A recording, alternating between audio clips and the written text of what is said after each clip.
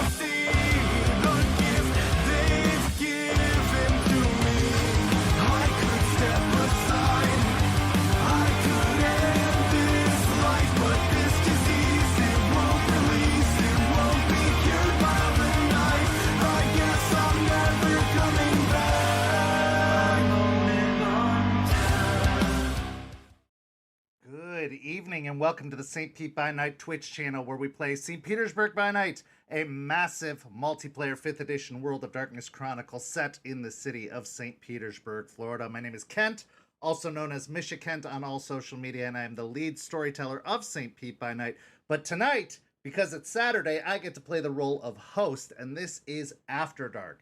After Dark, for those who don't know already, is our behind-the-scenes program where we talk to storytellers, we talk to players, we talk to movers and shakers in the World of Darkness community. And lucky for me, we've had a string of fantastic interviews lately where we've got to talk to professional storytellers from all over the world. And tonight is no exception, as tonight we are going to be talking to Onur Temel, all the way from Turkey, who is joining us. A member of the Start Playing community. Onur has run over 350 games for Start Playing, ranging from D&D to World of Darkness Chronicles.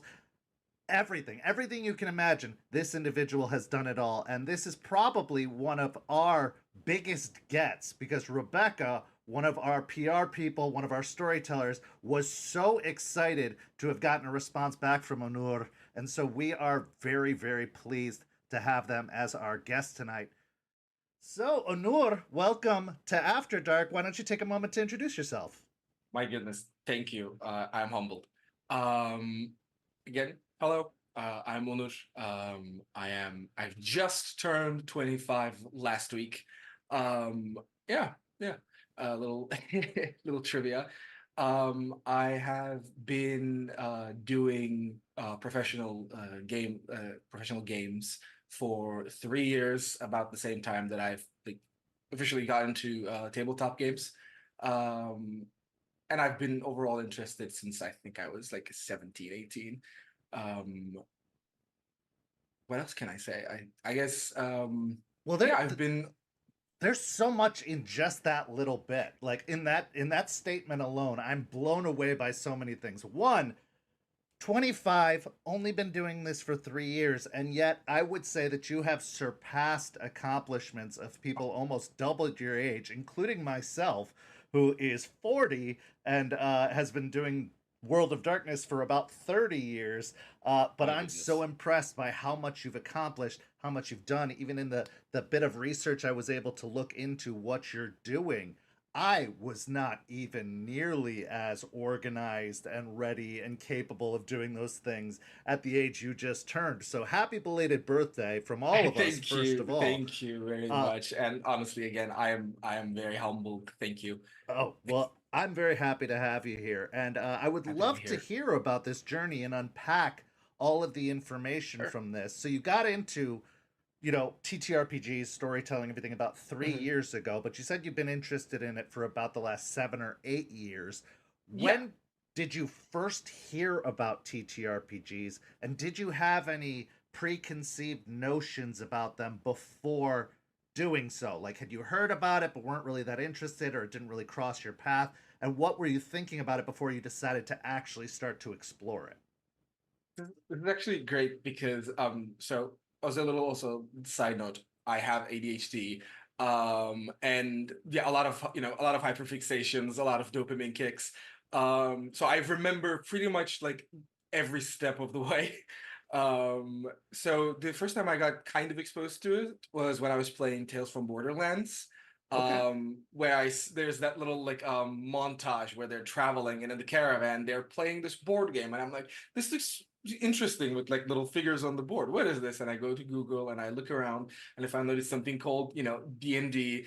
And later on, I also get exposed to it on when I was watching Stranger Things at the age of like 17, 18. And then I just kind of got like, I was very interested in it. I got passively, like researching, never actively getting into groups or games. At the time, I was preparing for uni, so I didn't have that opportunity. But after that, for a couple of years, I just kind of like looked into it, and then my full interest officially kickstarted when Baldur's Gate 3 became open to early access in 2021 August. And I was like, this is so awesome. I need to talk to my friends about it. I need to get into it. And luckily for me, one of my friends was running a game that I heard was called Hunter the Reckoning. I was like, this sounds very interesting. And I got in. Um, and it was very fun. It was a shorter campaign, shorter chronicle. Um, and after we finished that chronicle, because like my friend group was aware of my interest, they were like, "Would you like to run a game for us?" Like the GM was very willing to step down, and he was like, "Hey, if you want to run." It's the But bane of GMs and storytellers everywhere. Is like, exactly, we get to run, but who runs for us? And whenever we exactly. see an opportunity, I we're didn't going get to it at the leap at time. it. Yeah. I Oh, didn't get it's it at the time. I didn't get that I was being handed a double-edged sword. it's a um, trap. You're it trapped was, now. yes, it was. I am, but honestly, it's a very fun trap to be in. I've gotten into running for my friends. We first did Vampire the Masquerade, and then I started working my way up from. We started with fifth edition, and I really got like hooked in fifth edition, and after about some time of running at home, I was like, why people surely do this professionally, and looked into it. Um, it took me some time to find start playing, but once I realized how people went about this job, I also decided that I'd like to do that as my profession, and I got in it. I officially started my first professional game in April 2022. Wow, that's incredible in its own right to go from just kind of getting into it to having the courage and the boldness to just be like, you know what, I'm going to try to do this professionally. I'm going to try running games for strangers. It is a big thing because a lot of people have to go through various stages, and I've learned that from talking to a lot of people on this very show, but also just from my own experience of like, you start out with your friend group, and then your friend group expands, and then you add a couple Yeah. strangers to the mix, and it's like a long-term process, but you were driven and dedicated enough to take this to the next level. And I think it's interesting that you came in through the video game route. I hear a lot of interesting origin stories. Like, I had Hmm. family who were really into Oh it, yeah. or I had friends who introduced me to it. But Baldur's Gate, perfect introduction. I remember the Was. first Baldur's Gate video game coming out all those years ago, and then that's a really good access point, and I think it's something that D&D and even World of Darkness have done really well in, by blending and crossing genres into video games and not just tabletops. It expands the opportunity for people to learn about this product in this setting in this world and get involved. I also found it interesting because you're one of the very, very few people I've talked to that Hunter was their access point into the World of Darkness. Most Hmm. people I've spoken to have either come in through mostly Vampire, honestly. Vampire is the Yeah, access point for most people. But the yeah. fact that it was Hunter for you was very, very interesting for me, and is a very cool, kind of unique path that you're taking. But I want to ask you, what is the TTRPG environment like in Turkey? Because you said you had a lot of trouble finding games, you had a lot of trouble, getting avenues to get in. Now the Hmm. internet has made that a lot easier for all of us through Yes, services like Start hands down. Playing. But, we usually start on a local level of like seeing games in a game Mhm, shop or anything like that. What's it like in Turkey as opposed to the American experience that most of us know? mhm. It's definitely not on the same level. What I've seen, there are certain content creators on YouTube and Twitch who do try their best or to just kind of as a little fun thing that they want to share with people, make their content related to tabletops. I've seen someone run in the World of Darkness, but not using the World of Darkness system, for example, because they were doing Fate and they were trying to also Sure. advertise and share Fate, which was like interesting blend, but overall, I think tabletops aren't that widely known, which I would also like to change if eventually I do hope to do my own content in my own language so people can be introduced to tabletops and specifically World of Darkness, because I think there could be a lot of interest in it. We even had our own vampire show at some point in on TV, but didn't last too long, sadly. Well, and you've got a lot of accomplishments under your belt. You're a writer, a translator, a storyteller, and like you said, a budding content creator in your description for your Start Playing page. So I think, even based off of our interaction so far, you're a perfect ambassador to kind of introduce Thank you. this stuff. You are very friendly, absolutely humble despite everything you've accomplished, which you should more than brag about. And I think that you have the experience now of playing with a international audience and having various experiences to be able to bring people into this crazy world we have. So I think you're well on your way to Thank you. accomplishing that goal. So talk to me about your first TTRPG experience overall. You said you did Baldur's Gate. What was the Yes. first time when you sat down at a table with the dice, with the sheets, and what do you remember about that overall experience? Okay. Um, so the first game I was in, because some of us lived in different cities, had to be virtual tabletop. And at the time, dice was something I couldn't afford. So we mainly did virtual roles, and I didn't really have that like, oh, like the books and the dice feeling. The first time I did do actually tabletop was when I was running it. I had invited my table, one of whom lives in Istanbul. I live in Izmir. Um, over to my place, and he was gonna stay with us for some days during the summer. And I was like, well, now that we're all here, why don't we gather around and play together? And we had printed out the sheets. We still had to use Roll20 and Discord for roles, but that experience itself was definitely a lot more magical. Um, because when you're around the same table, people are less likely, from what I've seen at least, to pick up the phone and start like stimming. They pay a little bit more attention since you are able to maintain eye contact better. They are able to tell when you're addressing them a little easier. But that experience itself was a lot of fun. I would definitely love to gather around with people in real life and um, roll my dice. I do have physical dice now. I do have physical copies of the books now. Thankfully I'm able to afford that. So I have all of that, and I just love that feeling of like putting the dice in my hands. Just especially as the storyteller, that terror when I start to slowly put dice in my hands as they watch me. Oh, it's It's so so intimidating. satisfying. It's Oh one of our yes, best tools is that we could just pick up absolutely, one dice and then another, and it's just like absolutely. growing tension. Absolutely. And like now I've done it a couple times. So now my like one of my players tried to mitigate it and he's like, he's just trying to bully us. And I'm like, am I? Am Am I I or am I really? Or not? did you forget something? You know, Well, you get to it's just add so much things fun. like the storyteller screen. Like, I think there's nothing that Yes. rivals the in-person experience. Like the 100% agreed. those it's you can play the same group with the same game, the same setting, but when you put the in-person versus virtual experience, it changes the game entirely. There's just a whole different Absolutely. atmosphere and there's a whole different experience. And so I encourage all those people who discovered TTRPGs during the pandemic, online, you Hmm. got to get an in-person group together because it is Absolutely. it is far and above my favorite experience of all. Hmm. And Hmm. luckily here in the States, we've got a lot of stores and Hmm. places that offer in-person gaming experiences. Hopefully that will increase in other countries. Hopefully the materials Hopefully. will be more accessible in other countries as books get translated and everything like Hmm. that. But yeah, it is a unique and amazing Definitely. experience to have. So Definitely. what do you remember about that first Hunter game? What did you play? What was the story about? How long did you play for? Like, tell me about Hmm. that. For sure.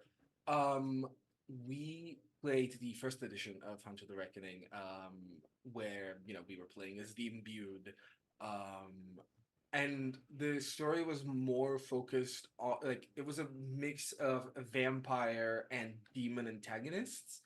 I played as a judge at the time, which I think they've like turned it into like a different creed now. I can't quite remember it from the top of my head. But I was mainly playing an investigator and I was doing more crowd control. It was fun. The investigation was a lot of fun. We had a little mole in the party who did her best to try and betray us. Bless her heart. um, what I did notice from that table, though, while it was fun, I did notice, for example, going into stuff like PvPs at the table, it has to be discussed and how important session zeros and safety tools are to make sure no one's feelings are hurt because we got that reveal way later on, and while we took it with grace. I was still kind of hurt by that because I was trying to tell a story. It costed my character a little bit. At the end, I sadly died, but hey, martyr. Um, martyr to the And cause. a lot of But it good was a World fun of game. Darkness stories end that way. Exactly, There's no exactly, happy endings in the World of Darkness. It's just prolonging exactly, the tragedy till the exactly. end. What was it about the World of Darkness experience, or was there a particular moment where you really got hooked into that particular system? Because a lot of people will dabble with it or try it, find it's not for them, or end up loving it. What was Mhm, it about the World of Darkness, Hunter, Vampire, werewolf, mhm. whatever the case may be? When did you feel the pull and really feel hooked into that system? Um, I felt as Hunter as the perfect beginner system, which I still agree to this day. I think for World of Darkness, if someone has never played a single game, I think Hunter is definitely the best introductory setting. You can have a one shot or a short chronicle, or as long as you need it to go to kind of ease the player into the world. But as far as the system goes, it was definitely Vampire that made me fully fall for World of Darkness. Because Hunter was a lot of fun. It introduced me to the world, as mentioned.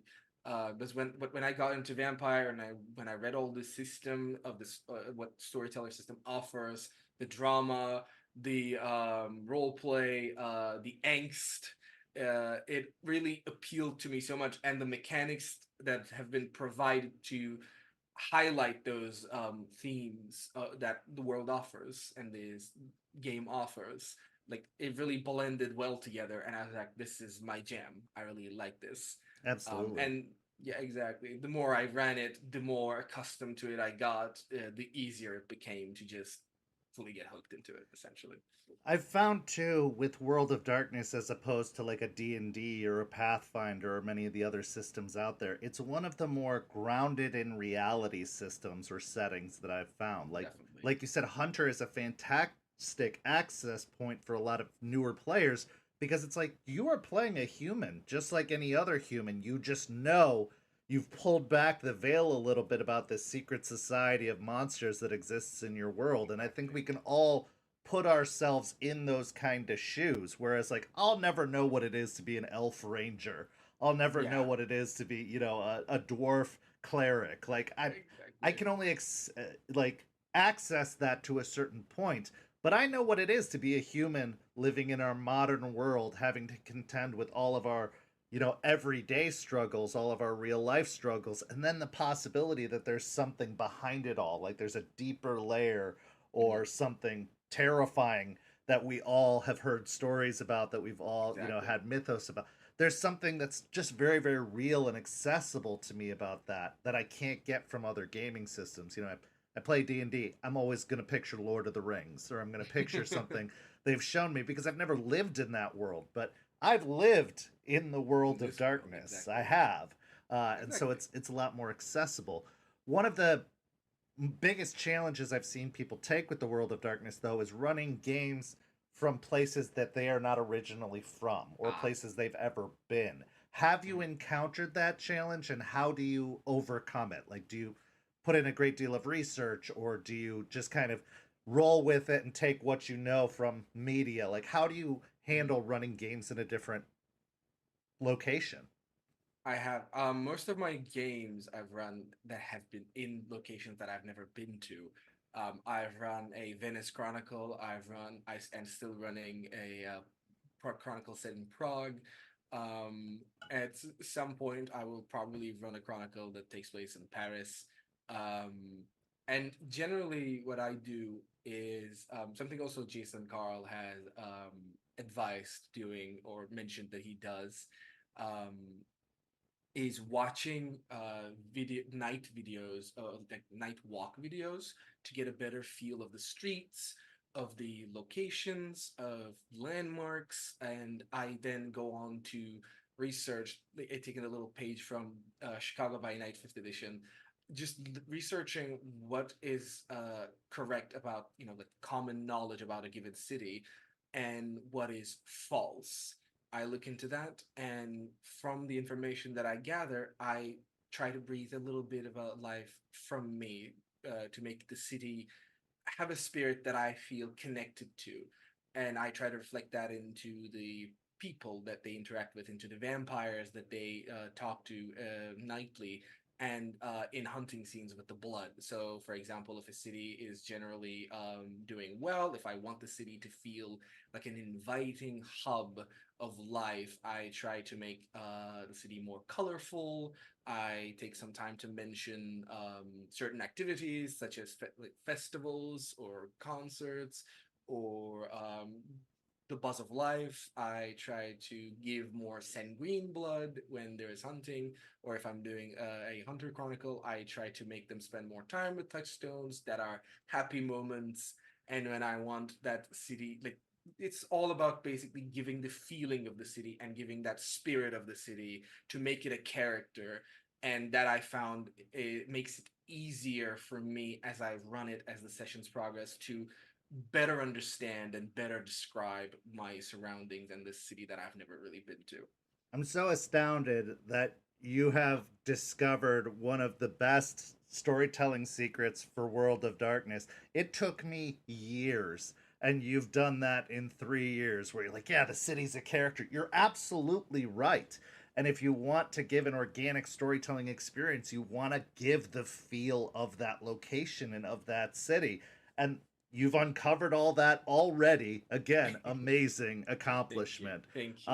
But I'm really glad that you brought up the Jason Carl GoPro videos, because we had Mhm. another individual who was a guest here mention that. And I think it's so profound, because, yeah, you can read books, you can watch Mhm. tourism videos. They're going to show you a side of the location, but they're not going to necessarily show you the true organic experience. They're going to show you what they Exactly. want you to see, not necessarily what day to day life is. Whereas those walks, like you said, those night walks and those GoPro videos, that's a person living there, experiencing it, indulging in it, and you really are getting Exactly. to see the full boots on the ground experience that you can't get from like Google Maps or Google Exactly. Earth or anything like that. And it does really put you in the vibe, and you can get the sounds Absolutely. and the sights of the city, and all of those little details that make storytelling so special. Yes. So that's so awesome.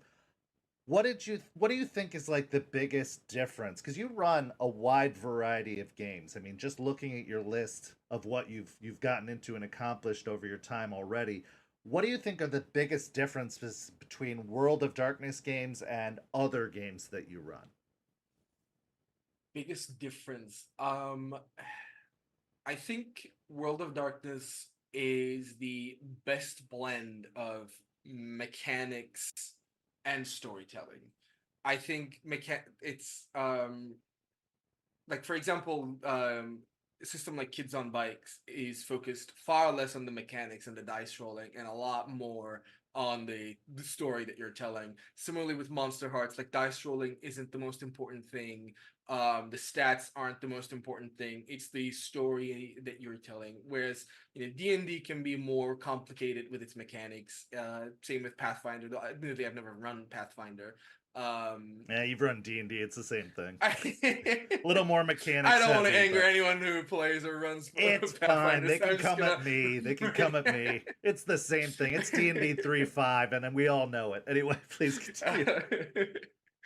But it can get like a little bit more. The story can gear towards the mechanics, whereas I find World of Darkness is just the mechanics supporting the story in the best possible way. The backgrounds, the advantages, and the flaws, being able to create a story or being rewarded or taken away as a result of a character's choice during play, I feel is that, like, really perfect blend. I also like, when I'm doing World of Darkness, is I try to decide who an NPC I'm creating is first before I decide which clan or which creed or which tribe they are going to be in, because that makes them a person first and then a supernatural creature. And once I get that down, the mechanics that I give them, the disciplines, the gifts, the edges, they just complement and enhance their character and makes them stand out as unique individuals.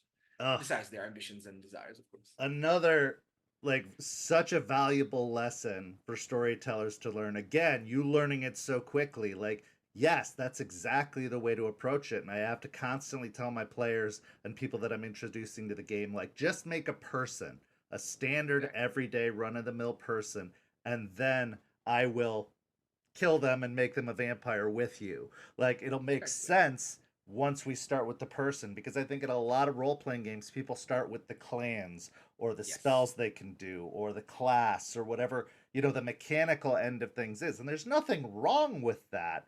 No, But rather, absolutely. I think that the best thing to do is to, if you are trying to go in a specific direction, like you want to make a Toreador, you can take influences from that and say, like, okay, if I want this character to end up a Toreador, I'm going to make them a painter or a lover of art or a performer Exactly. of some kind.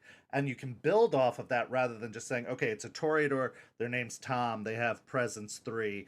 Like, no Exactly. Like, backstory, no reason. Like, especially in World of Darkness and especially in Vampire the Masquerade, those people are embraced into that clan because of who they were as a person, because of what they were mhm, before.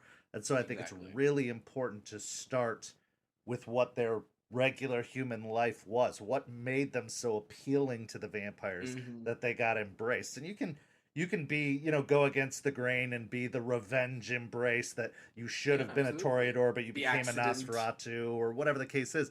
But I think it's even more special to really go with the grain. You're going to have a better Absolutely. time going with the grain because everybody wants to be a snowflake. And frankly, Hmm.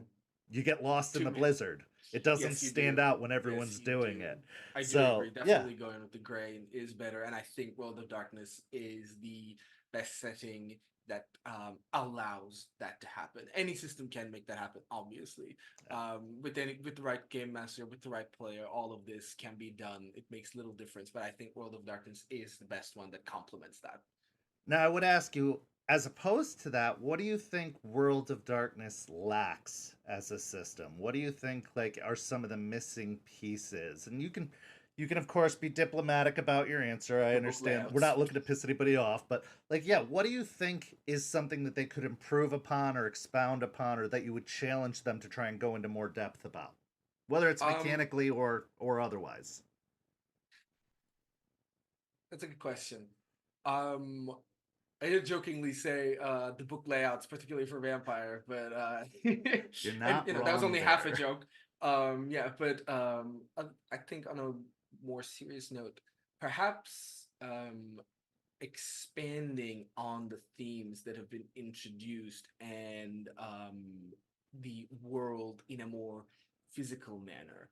Like to give an example from Vampire, the book came out in the core book came out in 2018, if I'm not mistaken, and it has taken us 6 years to get some sort of clues on what the Gehenna War and the Beckoning might be, whereas these things I believe should have been introduced a little earlier. Or for example, like the Bloodstained Love, which deals more in romance and between vampires and gives more details in considered play. Same with Player's Guide, for example, having a section about how to play a Malkavian without being a fish malk, as we like to say.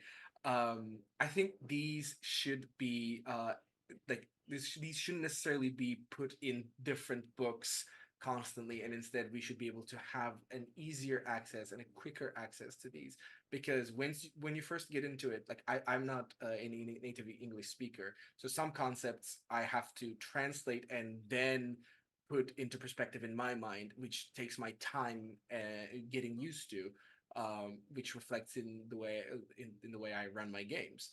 um, Having that access earlier and easier would make it easier for me as a GM, as a storyteller, to better portray that in my stories, and for my players to understand that quicker and easier, and perhaps like that concept enough to get more into it, to explore it in the future. So I think that's the thing that World of Darkness could improve upon.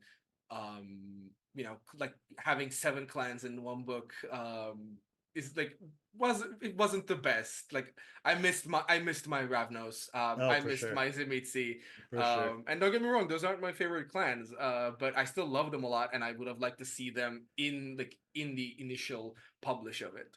That's Um, something they did so well in the older editions, and as mhm, again somebody who's been flirting with the World of Darkness for 30 years, like I've mhm. seen the editions pass and the changes they've made over it, and having all of the clans in the core book was totally fundamental. Mhm. I can give World of Darkness a little bit of grace on the time period it's taken to get That where is they true. are now, because they had publisher issues, they had production Yeah. issues, they had rewrites, all kinds of things that these companies go Yes. through. So No, I totally 100%. understand that, but there is definitely something to be said for, like, you introduce a concept like the beckoning in the core book, but you only give me a couple of paragraphs on it. You're Hmm. not telling me what it actually is, how it actually works mechanically. You're just saying, hey, something's making the elders go away. It's not Yeah. even specifying which elders are being taken by it, why they're like specific elders. Exactly. It's just this mystical, unknown Hmm. concept. And for those of us coming from the old editions, we're used to everything being laid out very Hmm. clearly and in a lot of Hmm. detail, having entire, books released about one subject matter or one small piece. Hmm. And for Hmm. them to have released so many books since the Camarilla book, the Sabat book, the Anarch book, Yeah. all these Yeah. supplements, and now we're finally getting to it in Gehenna. And, Yeah.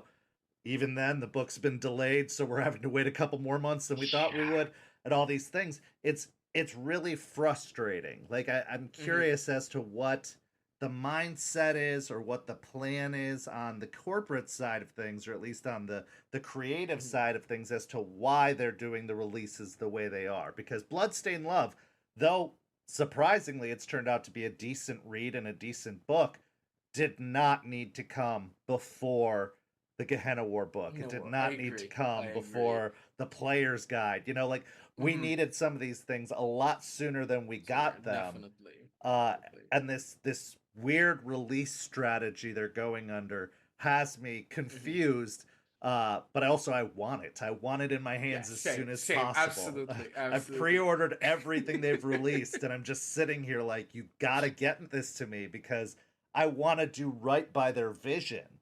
You know, Hmm. I think every storyteller, every DM understands that we can do whatever we want. Rules are, guidelines, settings are Hmm. flexible, obviously. But for those of us who want to stay true to the Hmm. concepts and not be contradicted by future books, we need that information, and we need it as quickly as possible. What are your thoughts in regards to that, as far as, like, trying to stay true to the material, trying to research into older editions? Like, how do you incorporate all that, and what are your thoughts on it? So nice that you like made that segue, because I wanted to like touch upon that as well.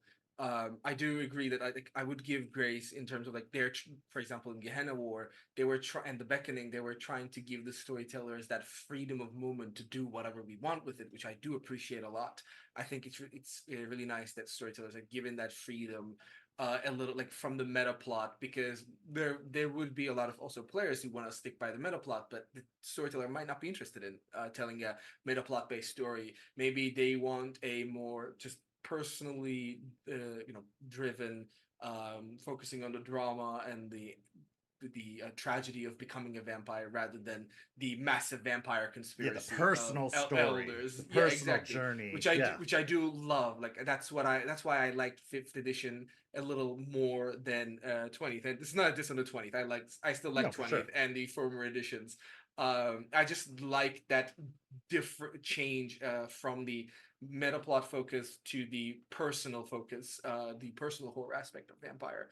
Um, and I think it is so, that's nice that we get that freedom, but I also do, like you said, I also do like like sticking a little closer to the established lore as well. Like I don't want to be like, so actually in my canon Hardestad is still alive. Like I don't Right. like doing that. I do like sticking to that vision that has been provided in the books, and I would like a little bit more detail on what that vision was in a lenient manner. Like I I don't need everything laid out step by step, but I would really appreciate like the beckoning could be these things. Here are some ideas, or don't take them, do whatever you want. But here's what we thought that you could employ, which I do think they have heard this feedback in Paradox and in White Wolf and implanted it, because otherwise I don't think we'd be getting stuff like Crimson Gutter or Gehenna War. Right. Um, so I think it's a good thing. I think it's needed for storytellers who like it when it's step by step, and for storytellers like me who still like to have it in case they need a referral point, in case they find a concept they like and would like to tell that story. Well, and I certainly think it goes without saying, like every core book for the last 10 years at least, if not 15, 20 years, in the first 10, 15 pages, they're like, hey, just so you know, you can do whatever you want. Like this, Exactly. when nobody's holding your feet over the fire Mm-hmm. saying you have to run it a certain way. So I think that's been ingrained enough in this newer generation of TTRPGers and even in the old guard that it's like, hey, you've always had that flexibility. Mm-hmm. But if they are going to introduce new concepts, if they're going to throw stuff in there, it would be really nice if they were like, this is how we picture it, but of course you can Mm-hmm. do whatever you want. Or, the killing of Hardestadt for some of us older players, that's huge. Yeah. Like, that is a huge concept. You're just kind of tossing into a lore sheet and a little bit in Mm-hmm. a Yeah. By the book. way, he's dead. Like, and Sorry. Theo Bell killed him, and like all this, you're really throwing us all for a loop. Mm-hmm. So while I agree with you that like give them the flexibility, you don't need to break it down into the nitty gritty details. There are some of us who definitely wouldn't mind those details of like who was Exactly. there, why did they do it, what was the motivation, like what's the inner workings. And World of Darkness has always, for its whole existence, teased us with that kind of stuff. Like, Mm-hmm. oh, Mm-hmm. what's happening with Lucida de Aragon or what's Ah, yeah. happening with Yeah, Lucind. yeah. And Mm-hmm. we're like, I don't know. Tell me what's happening. I can choose to use it or I can Or choose to not. ignore it, Exactly. but at least tell me where your head was at or what your Mm-hmm. thought process was for making these events happen. And, it's gonna have a grandiose, overarching story impact. Theo Bell is no longer Camarilla for the first No. time in 200 Decades, right? years. Like, what does that mean? And what are we supposed to do with that? And what was at least your thinking in doing Mm-hmm. that move or making that move? Mm-hmm. And so I'm hoping that, like you said, World of Darkness has heard the feedback, that they are making those adjustments, and that they are heading in that direction. And so I have really high hopes for the Gehenna War book, but I've been burned before. So Mm-hmm. I'm cautiously optimistic about the whole Mm-hmm. thing, Mm-hmm. because I've also seen books where Understandable. I'm like, this didn't even need to be a book. This could have been an email. Thank you. Yeah. We didn't need a whole book about this. Yeah, I Um, do agree. I do so agree. it is kind of cautious optimism, but we'll see when Mm-hmm. the book drops, Mm-hmm. later this year. But it Mm-hmm. is good, and hopefully we are getting some answers. That Definitely. being said, how does lore play a part in your games? How much do you incorporate lore? How much have you yourself been, interested in the lore, or have you Mm-hmm. gone on White Wolf Wiki deep dives? Have you, Oh yes. done all that kind of stuff? How much does it appeal to you? What's some of your favorite lore? What do you think are some of the big mistakes? Just let's talk about lore for a little bit For here. sure, for sure. So it entirely depends on my group in general. I like the lore. I like putting tidbits from the lore. But also I try to look at what my players want to do before I decide how much of a deep dive I'm gonna do. Because if I'm playing like with bunch of characters who want to just deal with the fact that they are now immortal undead blood drinkers and want to interact more with their touchstones or have that the perplexed relationship with their sires or with the prince, then lore takes a little bit more of a background.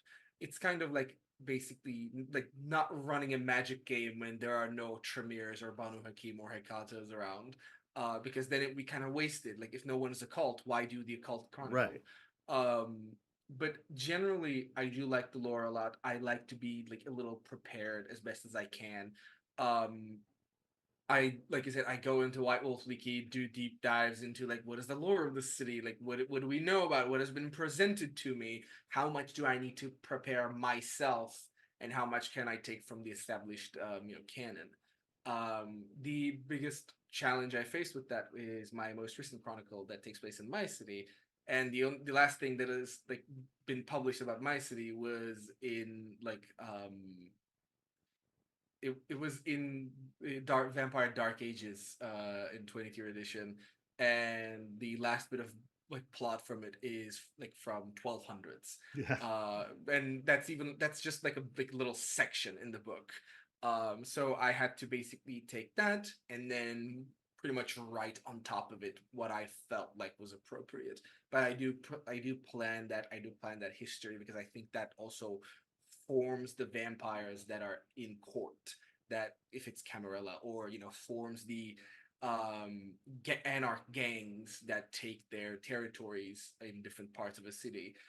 So I do my best to know as much as possible in previous editions, because this new version of World of Darkness, this soft reboot that they have done, still takes the concept that they have already introduced in the previous editions. They just kind of got rid of the whole Time of Judgment timeline and instead build upon it in a different narrative.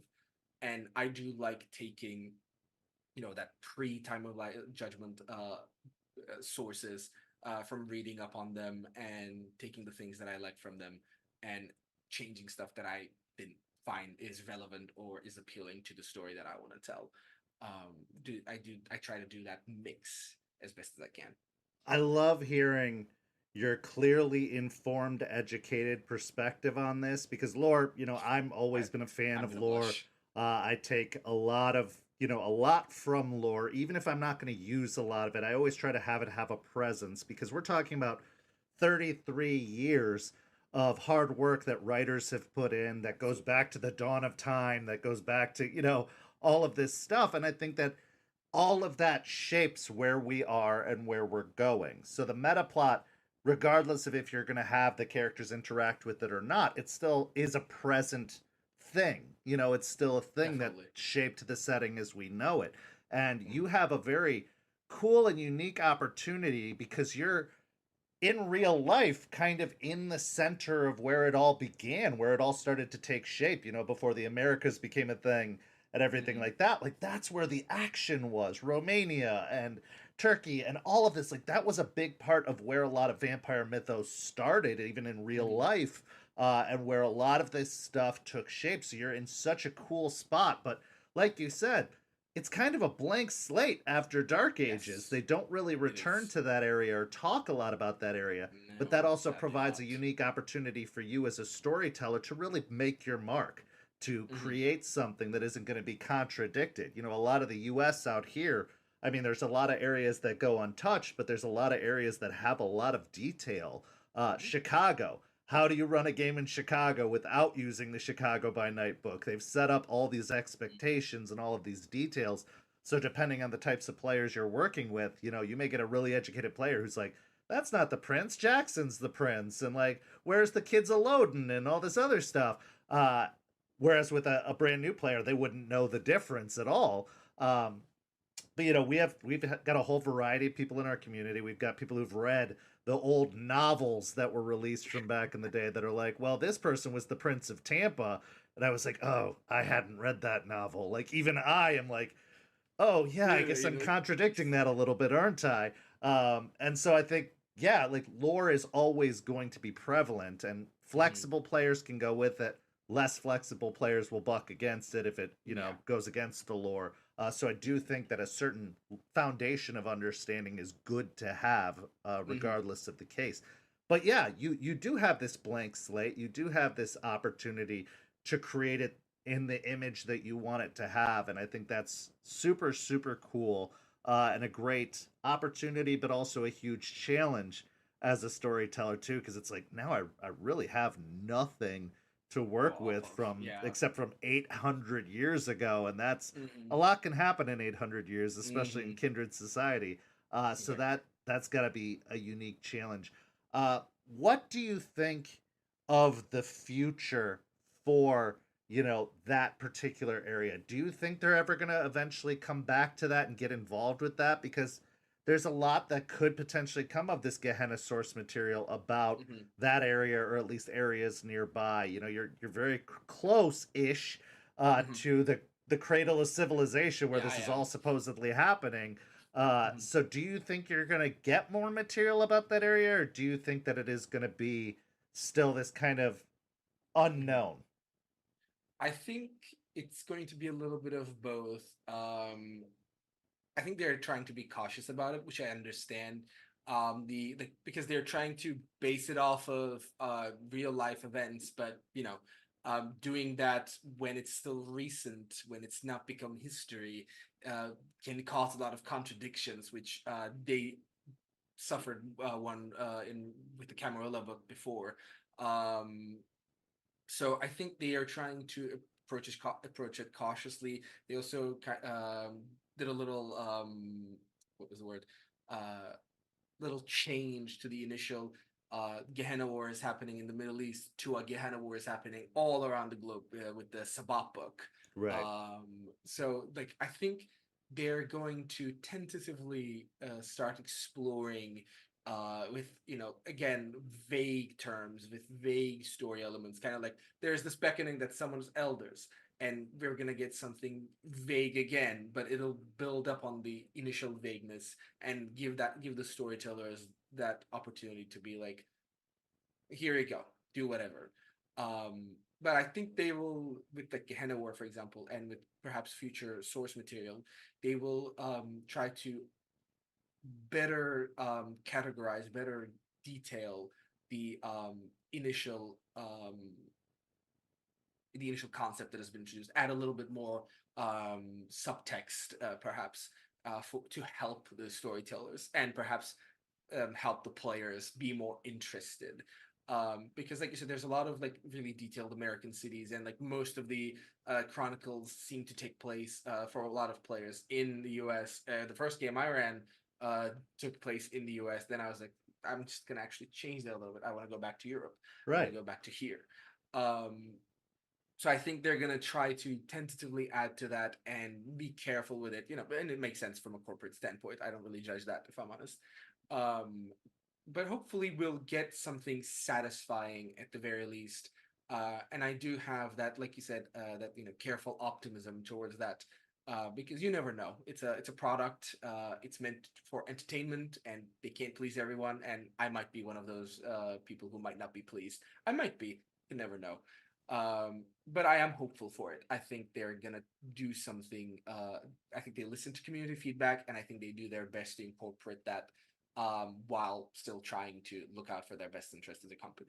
Well, I have to give a lot of credit to Paradox, who is now the parent company. It's no Yes. longer White Wolf, and it's, Yes. they've found a company that is very, very proud of its international reach. The fact that they have offices in like the Netherlands and all Hmm. over the Hmm. world. So I feel like they've gotten a much better feel for the international experience as well as a variety of perspectives on the material that they write. But they do have a checkered history of mishandling, international affairs. And of course, it was a different time then. We've become a lot more aware and a lot more informed. So they've corrected a lot of those missteps. But from an international perspective, as somebody who has absorbed the material with your own unique experience and upbringing, how do you feel like World of Darkness is doing with this modern direction they're taking as far as the material? Do you think they're being a lot more culturally sensitive? Do you think they're being a lot more accessible and accepting? Or do they Hmm. still have a uniquely Western perspective on all of this material? How do you think they're doing overall? I think they're definitely getting better and getting more accepting. I mean, it is one of the reasons why I think like fifth edition appeals more towards Gen Z and people of my age and people younger than us, because they're trying to be more accepting, more open. They put a little bit more emphasis, like I and like considered play and safety tools was even in 23rd edition. It was always there. They were always aware that it was a necessity due to the heavy themes that a story might deal with. But they're putting a little bit more emphasis on it. They're trying to be like, hey, look, like this was always a priority and it still is. Please read these. Please be considerate of these. Please be mindful of the people that you're around. The content warnings that they have put in the like front page of the core book. So I think they are trying and doing better in terms of becoming more inclusive and more open and reaching out to a wider community, of a more international community. Um, I think they're doing better. So the World of Darkness, one of the things that I think sets it apart from most other gaming systems is that we do have all these different settings. We have werewolf, we have vampire, we have hunter, and obviously Mhm. in the older editions we had wraith, we had changeling, mage, all these Mage. things. It just went on and on and on. Hmm. Demon, Hmm. everything. Yes. Uh, you clearly have experience with hunter and with vampire. Have you found yourself interested in some of the other splats? Have you started looking Hmm. into things like wraith, changeling, mage, and whatnot? Hmm. And what are your thoughts on incorporating those types of things into your games? I have also run Werewolf and finished a Werewolf Chronicle recently, fifth edition, which was a lot of fun. Um, I do generally like all the splats. I haven't had the time to fully get into all of them. I've briefly perused Mage, and I have read Demon almost from cover to cover. Demon the Fallen. I found it quite interesting when I first got into it. I think it could be a lot of fun for people who are interested in that concept of fallen angels. I like the way they did changes. Though I don't really think might get a fifth edition. If I'm honest, I don't think they'll get into that. But I do my best to try and incorporate them without um, without like choking the setting that I'm trying to do, so to speak. One of the things that I've learned, for example, when I was running Hunter, it is better to use antagonists like changelings and wraiths, mainly because they give that vibe of monster of the week, um, rather than this immortal vampire society that you have to systematically try and hunt while they try to hunt you, and you are an underdog. So I do make more use of these splats and of these different settings in a way to enrich the story, in a way to enrich the world, to show the players that when you do a certain thing, like when you claim a domain as a vampire, for example, or when you clear a building as a hunter, or when you reclaim a spiritual spot as a werewolf, here are the reactions that you're gonna get when you push the world something is bound to push back, especially in World of Darkness when you live in such close proximity with these creatures. Yeah, So it's going to that's the have way I an try to use it. impact outside of your particular group. So it's not just going to Exactly. impact werewolves, it's going to impact wraiths, it's going to impact Exactly. vampires, everything. So it's Exactly. going to be felt, and it does enrich the world. It makes it feel more full, and it makes it feel Hmm. more fleshed out, which again Hmm. I think is necessary for a good World of Darkness chronicle. Agreed. Vampires are not the only thing that goes bump in the night. There are other Hmm. threats to be dealt Absolutely. with and to be felt, and it gives the consequences so much more too. You don't think of it as a player from a one-dimensional perspective of like, okay, which vampire is this going to piss off? You also have to think about like, well, what's the spiritual resonance here, and Hmm. what do the werewolves think, and what do the Hmm. mages think, and like who else could I potentially encounter throughout Hmm. this process? So I'm gonna go off track a little bit here. St. Petersburg by Night is brought to you through collaborations with our partnered vendors Wolfpack Dice, Ember Fox Dice, Dragon Ink Dice, Bear the Bard, Champs Tramps, Penshi Artista, and Chromatic Creations. Links to our partnered vendors, as well as our Twitch and YouTube channels, can be found on our website, stpbynight.com. The official theme song for St. Petersburg by Night is Vampire by Faith and Failure. You could find them at faithandfailure.com. You can follow St. Pete by Night on all socials with the hashtag St. Pete by Night. If you wish to support our program, you can do so at coffee.com/St. Pete by Night to help keep the stories rolling.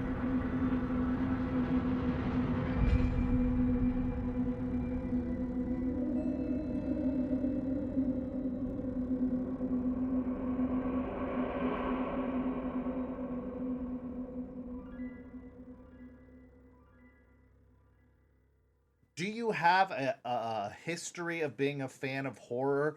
Like, this is a very unique genre that World of Darkness has created where it really leans into the horror aspect and a lot Hmm. less the fantasy or a lot less the Hmm. Hmm. adventure.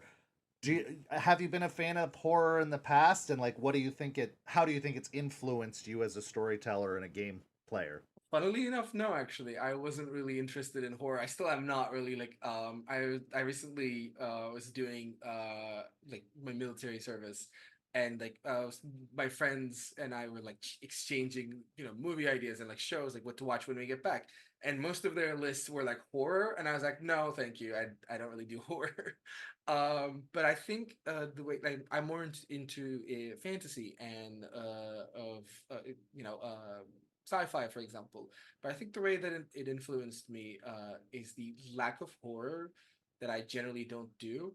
Um, when I started running these games, made me appreciate particularly like personal horror um, a lot more. Like I've also recently watched the AMC's show interview Anne Rice's interview with the vampire, and I think they've also like done amazingly in showing that personal horror of becoming a vampire. Lines like "all vampires are born out of trauma." Like I think that fully like captures that experience, and I think there's something so magical about that in itself. Um, so as I mentioned, that like lack of horror in general in my interest area made me appreciate horror a little more. I mean, like, oh, I can get behind this. Same with cosmic horror, for example. Like I like to use elders or like Methuselahs as this background threat if I do use it in my plot, if it's relevant. If I get into the jihad in a really nitty gritty way, I like to make them feel like a cosmic horror, which creates far more tension for a player, in my experience, than them beating someone up or dominating them or using presence on them. I'm so glad that you said that about not having a horror background because I tell people all the time I hate horror movies. I don't Yeah, go to haunted houses. I don't no, do any of the things that people would expect of me so that when they find out I absolutely not. run a horror based game, they're always kind of like, well, how? How do you do that? Like, if you don't enjoy horror, if you don't get Hmm. into that stuff. And I think that there are constants in storytelling, whether it's a romantic comedy, whether it's a sci fi movie, whether it's a comedy, whatever the case may be, there are these constant threads that go through all storytelling. And if you know how to navigate those threads, you can put a horror bend on them. You can put, you could take something. There's this great series that takes trailers from romantic comedies and then twists them slightly to make them seem like horror movie trailers. And I think it's absolutely true. Like really, it's just a lens. Horror is just Yeah, a exactly. lens on the human experience. And Exactly. they might throw in some supernatural or some scary, but that's where you get your sci-fi. Like you can put a horror lens and you get a movie like Alien, which might have ended up like Star Trek. Like it could have gone either way depending on which lens you want to look at it through. So I don't think it's a requirement to be a fan of horror to run a game like this, because as long as you can understand the concept of horror, you can take any storyline and make it a horror storyline. A love 100% a agree. love story can be a tragic horror story just through some adjustments to details. And so I'm really happy to see that there are other storytellers like yourself out there who are like, yeah, I don't enjoy horror, but I can Yeah, tell one hell of a horror story. right. Because it's a talent. It's a talent to be able to do that. I mean, I try to do my best, and like Alien, for example, is definitely one of my favorite like movies in terms of like horror, and that's probably like one of the few horror movies that I've seen. And I think like you said, that having that lens and having that understanding is what allows us to tell that story without being fully interested in a specific genre. I do agree. So in all of your exploration into older editions, into different splats that haven't necessarily gotten a fifth edition upgrade, have you noticed a change in the way they're releasing the systems and the way they're balancing the systems? I've talked about this ad nauseum on this show, how I feel like fifth edition is the most balanced, most streamlined, most accessible Mhm. version of the game they've had to date. Like, it was impossible to run a hunter and a vampire in the older edition, Yeah. rule sets, because they just did not have enough commonalities to be able to run them Mhm. side by side. But I found in the fifth edition that it is a lot more cross splat possible, that they've done a really good job of, yes, nerfing and downgrading the power levels of these creatures, but that has allowed them to have more of a blend between them. Has that been your experience, and does that make you more apt to trying out some of the new splats that haven't come out yet, or to try and incorporate those things, or maybe even, and this has been a huge demand by some of our viewers, a Monster Squad game where you have a hunter, Ah. a werewolf, a vampire, a mage one day, all these things. Like, what are your thoughts on how they've taken the mechanics and the systems with fifth edition versus older editions? I think I do agree. I think they've definitely like made it so much easier to run a cross-plat game. Like you don't, for example, and stat blocks also like really represented well enough. Like you don't need to have access to the Werewolf the Apocalypse book and the gifts there to actually make a really terrifying werewolf on the go. The stat block allows you that opportunity because they are pretty much like balanced to work together. But and I think it could be interesting to run that like Monster Squad. I think the biggest problem that might be encountered is going to be with Mage, with how wild Mage is. Um, because reality alteration is a nasty business. Um, but I think it can be a lot of fun. I generally like sticking with the splat that I have the premise of, because I think getting too wide makes it harder to tell a more contained For sure. story, which I enjoy more. And like I try to make games as sandboxy as possible. I let a city be as much exploration as possible for the players, but at the same time, I also try my best to bring them back to the plot with plot hooks that complement their stories. And I think getting into that cross splat of that Monster Squad story would make it personally harder for me to be able to tell that contained story. I couldn't agree more. I honestly don't think I'll ever run a Monster Squad game or anything like that, because I feel like, despite the fact that the systems blend really well nicely, and yes, you could Hmm. have two different games that have a brief crossover and then go their separate ways. I think that the games themselves, the setting themselves, have a certain tone and a certain Mm-hmm. feeling in Mm-hmm. them that differs. Like, your Mm-hmm. group of werewolves is going to have a completely different perspective and a different feel to their game versus a group of vampires or a group of hunters. So while it might be possible to temporarily have them cross over and have this group of vampires have to get along with this group of werewolves for one Mm-hmm. mission and then they go their separate ways, that might be Mm-hmm. acceptable. But the idea of having to take all of these varying perspectives, the hunter perspective, the werewolf perspective, the vampire perspective, and smush them all into one game, I think you're just looking at chaos, pure, Mm-hmm. utter, unbridled chaos. That 100%. is going to be a nightmare for the storyteller because they are still balancing three different sets of Yeah, mechanics, no matter exactly. how similar they are. Knowing the difference of desperation dice to rage dice to hunger dice Mm-hmm. Mm-hmm. is a lot to put on a single storyteller for a single Mm-hmm. campaign. And Mm-hmm. so, yeah, like, well, I think it's more possible than ever, and anybody ambitious enough to try it can make Yeah, it go for it. happen.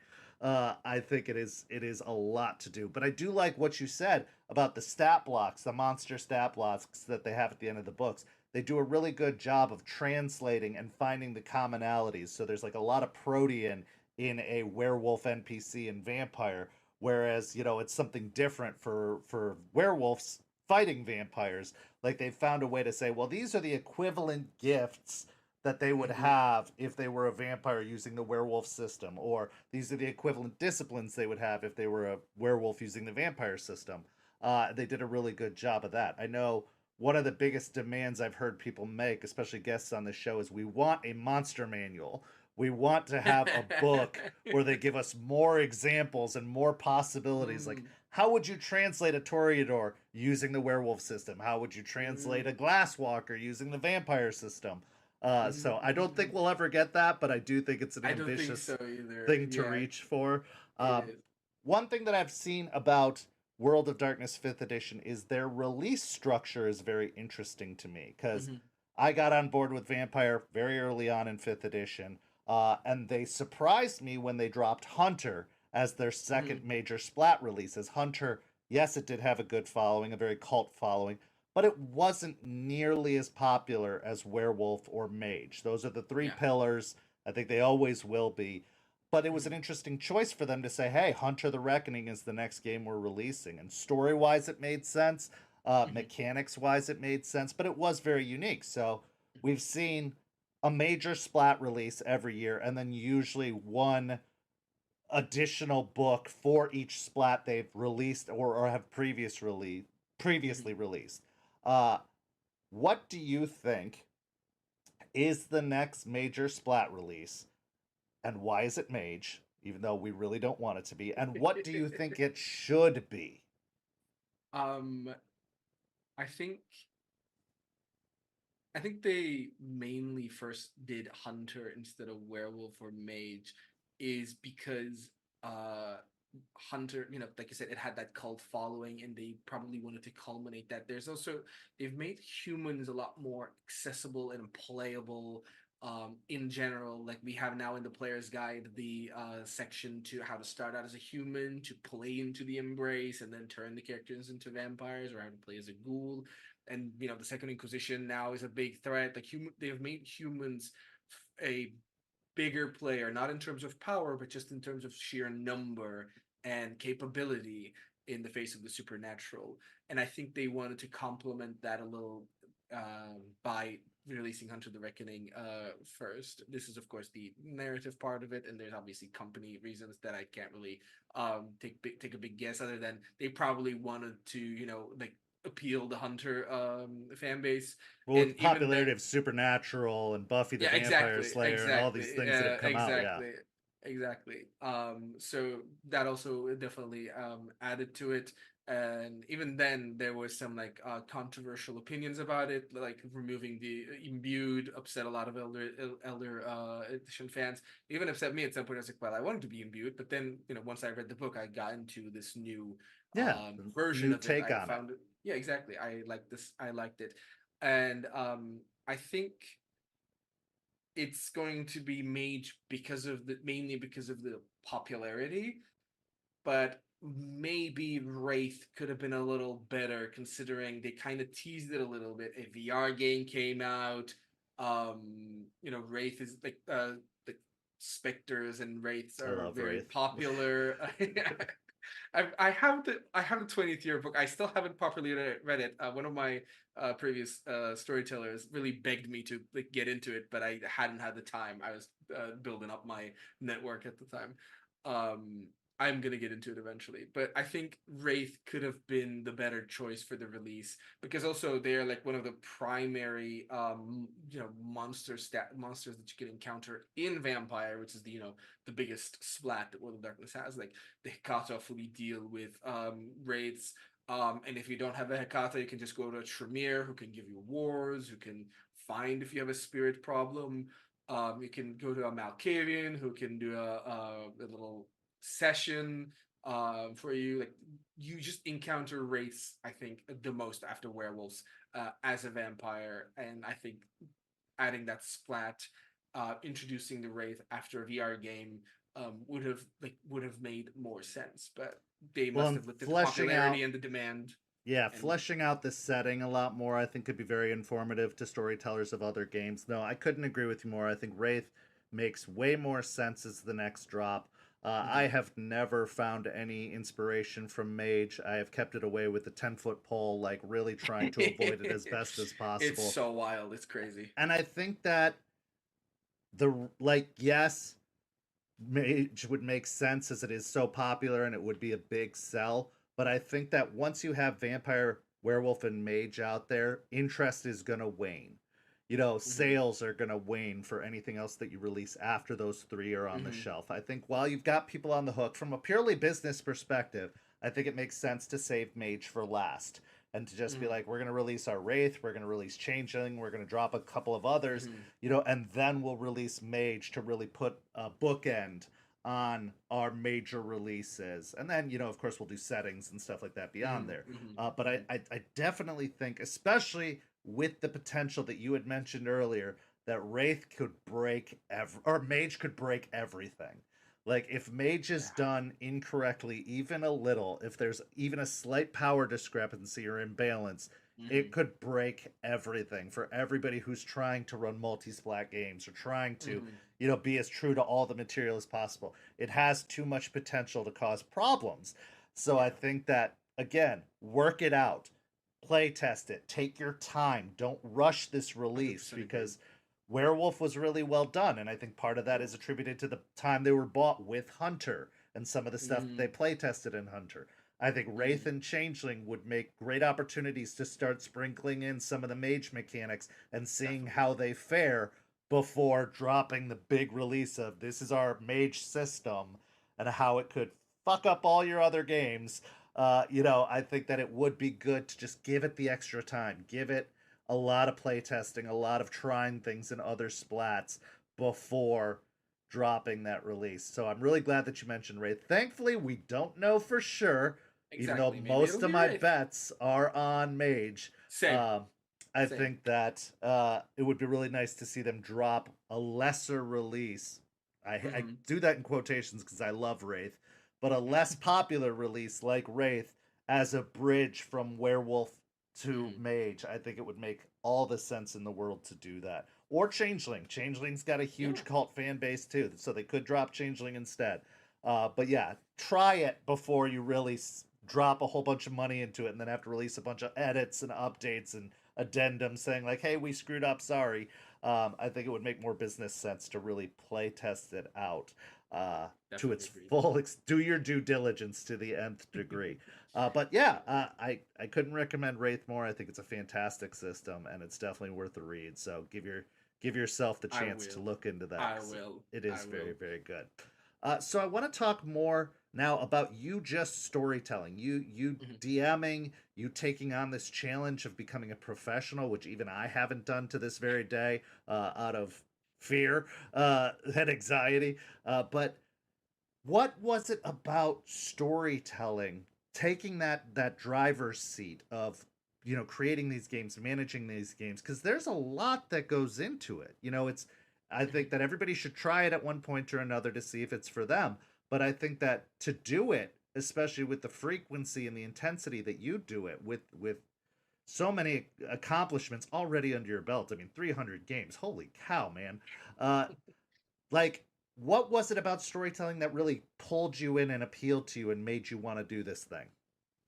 Um, I've I've kind of always been into like fiction. Um, I started first like writing. I first started with fan fictions, which are really bad.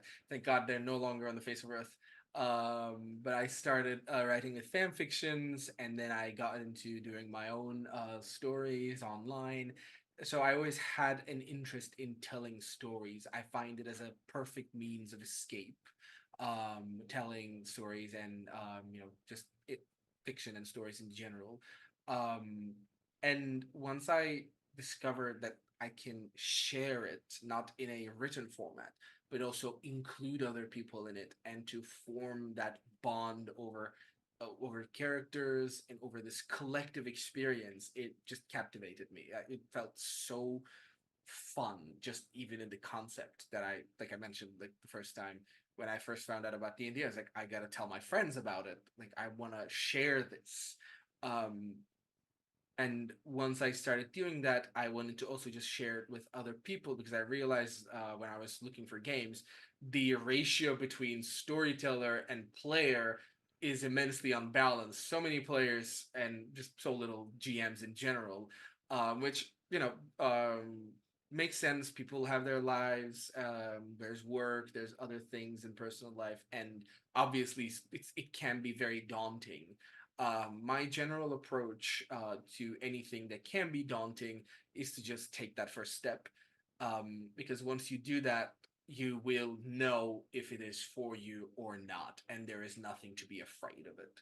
Um, and if it doesn't appeal to you, if you don't feel comfortable with it, if you just don't like taking all of that associated responsibility of the writing, of the ambience, of the images, of the stats, if you want to get into that, I think if that doesn't just appeal to you, if it feels too much, then that's no problem. But if you take that first step, you find out if that is the case.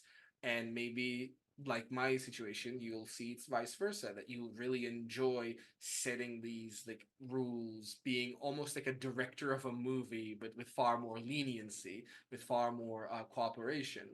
And maybe you'll enjoy that so much that you'll want to keep doing it. But unless you take that first step, you'll never know. So that's generally like was my approach to it. And I was like, I'm just gonna do it. And I did, and I had a blast with it, and I still am having a blast with it.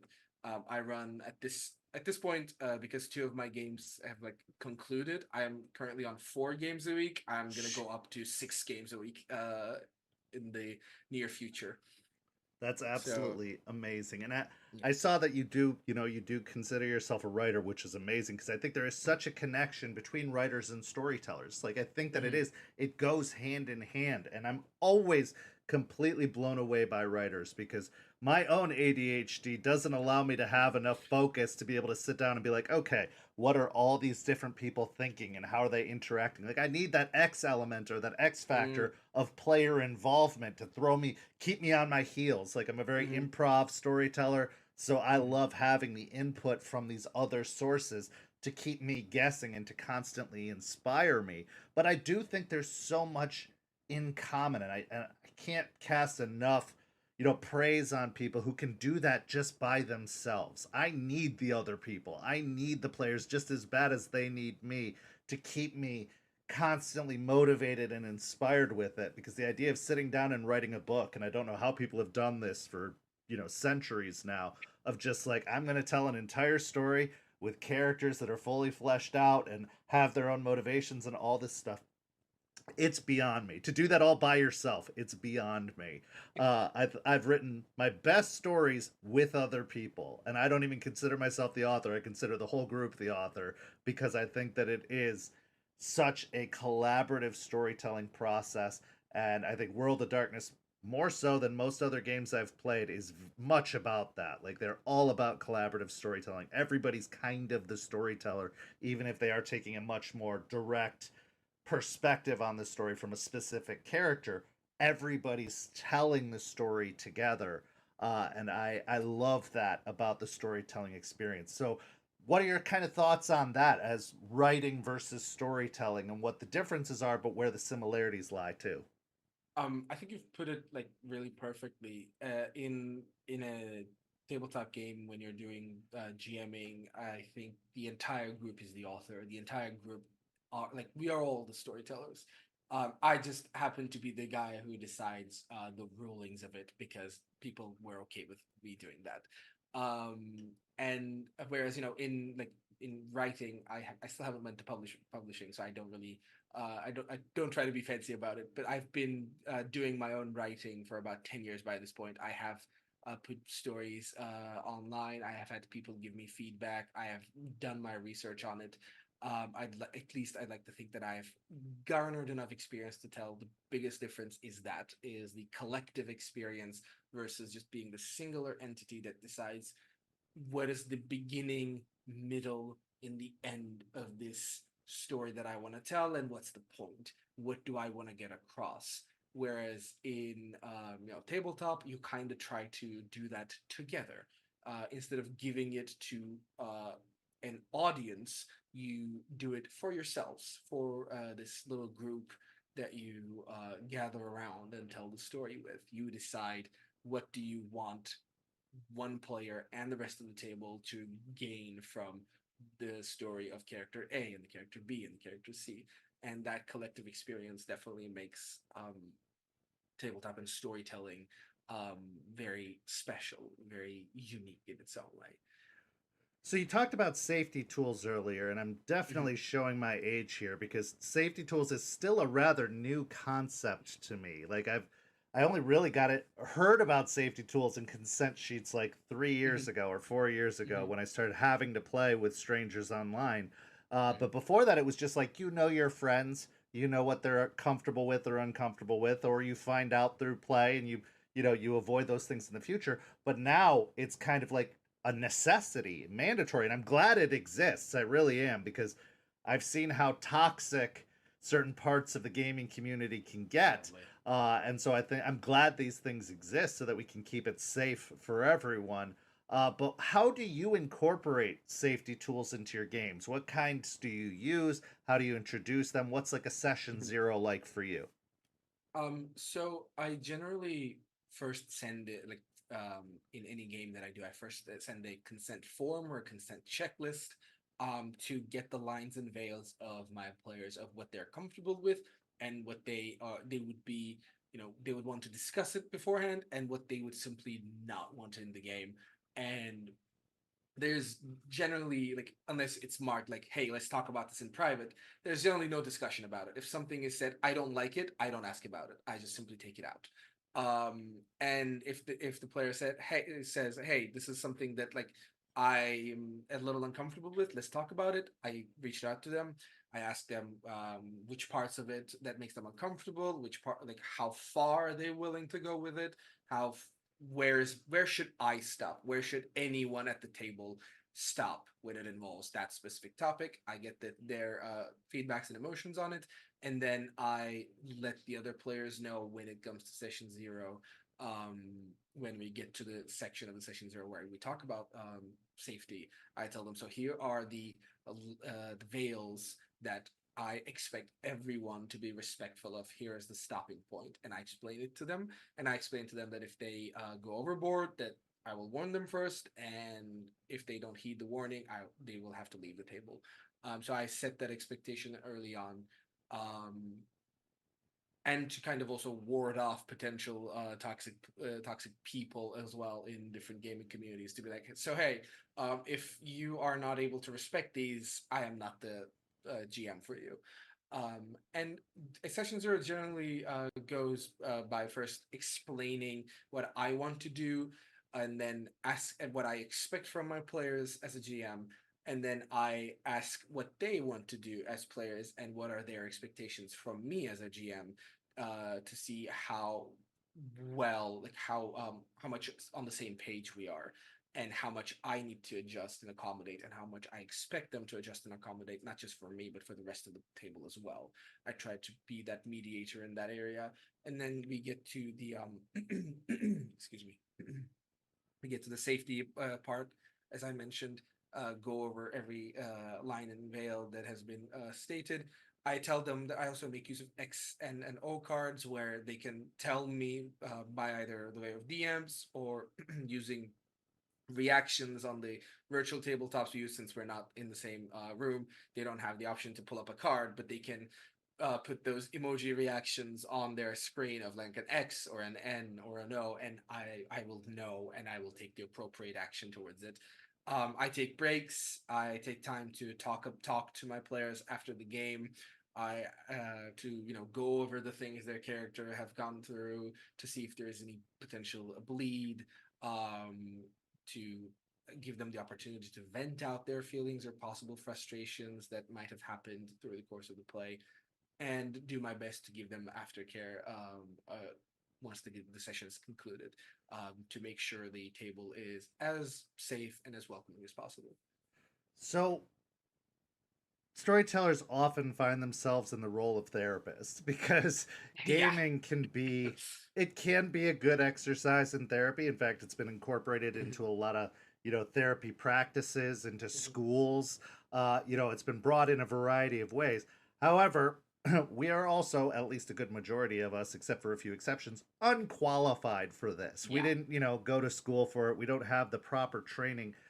Do you have a way of kind of monitoring your own levels of, this is something I am capable of handling, this is something maybe that's a little above my pay grade, and how do you handle situations like that when you do run into situations like bleed or other kind of encounters where it may be pressing the lines of what you are comfortable dealing with? How do you handle those situations? Because I've I seen a mean, lot of storytellers kind of fall into pit traps of like, oh mm, no, this person's developing like a dependency on me or a codependency or whatever the case may be. Like, how do you handle those situations? I mainly talk to my girlfriend. It helps. She's a part of my pretty much all my tables. Um, Generally, if I am struggling with a situation where I might be suffering from a certain amount of bleed or frustration, I sit down with her, I talk to her. She helps me regulate those emotions, and helps me put my thoughts in order. And that's definitely helpful. Finding someone that not in a like not like like you said, like not like getting into that therapy situation, but more like just talking and venting that frustration out, to having an ear to listen to you, definitely helps. And someone who can give constructive feedback on it definitely helps a great deal. And I have had situations where players have latched on to me a little bit, where eventually for the most part, I try to be as gentle as possible while trying to tell them to seek out more, like if they're struggling with something, to seek out professional help. Um, Share my own experience in that people around me have, had with professional help, and how much it helped them. Like for example, I tell them if a friend of mine has had great success with therapy, I tell them about it, to be encouraging to seeking that help. If they are struggling with something that they're trying to figure out, I try to, as gently as I can, lead them towards that path. And if it's not possible, then it is best at some point we have to also preserve ourselves. It is best to, in a nice but strict way, to tell them that you are not the person to handle these unless you are a professional. So that's my general approach and experience Well, and with it's that. fantastic too that you have a partner that is so invested and involved as you are, because it's Hmm. an extra set of eyes on the situation. It can Hmm. be like, hey, Absolutely. are you Yeah. aware that this person's Hmm. getting this way? Or like, hey, I Hmm. see some red flags here. Like, Hmm. let's discuss those and get to the bottom of those. Like, it's really good that you have that other input. Do you Absolutely. find that having a partner who is also a player in your games, has there ever been any conflict that has arisen from that? Because I love that when couples can game together, they stay together. I found that Oh to yeah. often be the case. But I've also seen it be an imposing on people's marriages and people's friendships and relationships. So how do you balance all of that? Like how do you balance a healthy relationship with this kind of extra element that the game brings into the relationship? We've never honestly struggled with that. We've always had like great chemistry from day one, and when we like got into games, like it didn't really prove a challenge. There, I think the biggest thing is that when we first established that I will not be favoring, that I won't be doing favoritism. If I'm and I also like I'm very actively aware that sometimes players might be worried about it, so I do my The best DM's to girlfriend or boyfriend has exactly. always been a thing. People are always Yeah, nervous about joining a exactly. table like that. Yep. Exactly. So I generally tell them beforehand that, my partner's at the table with me and try to assure them that there won't be favoritism. And when play happens, I do my best to also actively show that by if, if my partner fucks around, she finds out, just like any other player would. And I try to be as accommodating and just with my rulings and with the consequences of choices and actions, and she has never raised issue with that. She was very accepting of that, and she said that she wouldn't expect anything less anyways. So because we have that had that understanding from the get-go, it never really caused much problem or friction like in our relationship. And at least I personally haven't noticed any player That's good. saying, Yeah.